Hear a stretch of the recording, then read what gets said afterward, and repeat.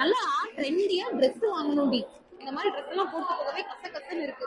எந்த மாதிரி ட்ரெண்டிங்னா?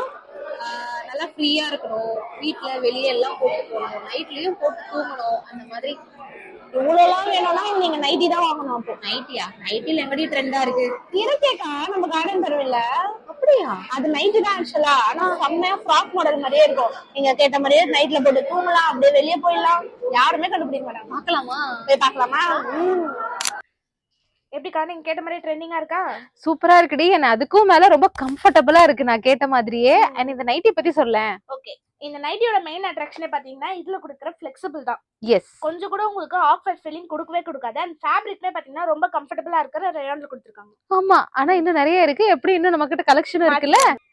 இது கூட சூப்பரா இருக்குல்ல.